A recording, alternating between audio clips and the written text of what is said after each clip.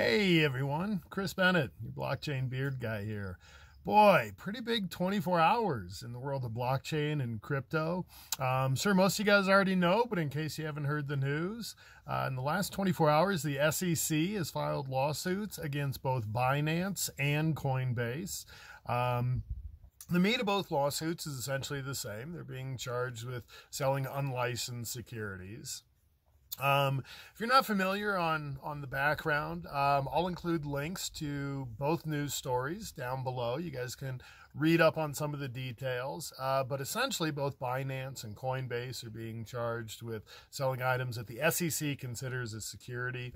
Of course, if you're selling securities to investors or consumers, there are a bunch of laws and rules and regulations that detail what information you're supposed to disclose and how you're supposed to sell those, what information you're supposed to collect. So this will be really interesting. A lot of folks are looking at this and saying, boy, it's about time. The SEC has maybe been giving a pass to some of these organizations for far too long.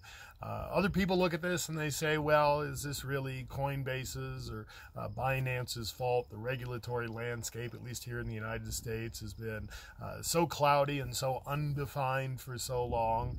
Were these companies acting with malice intentionally, or did they maybe not understand the rules and regulations they were supposed to follow? Of course, if you want to learn more about all this, you can dive into something called the Howey test. It's a 4-part test that the SEC uses to determine whether or not something is a security. They look at things like, is there an investment of money in a common enterprise with an expectation of profit to be derived by the efforts of others? How exactly cryptocurrencies, NFTs, coins, tokens fall into that? Very, very subjective.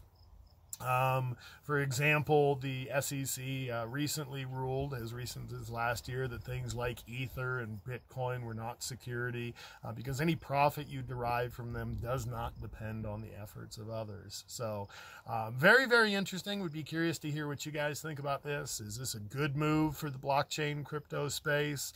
Is this a big setback? Is this something that affects just cryptocurrency, or does this really have an effect on the larger blockchain Web3 landscape as well? So, as always, would love to hear what you guys think. Leave your thoughts in the comment below. Hope you guys are having a great week. Until next time, this is Chris Bennett, your blockchain beard guy. Be good to each other.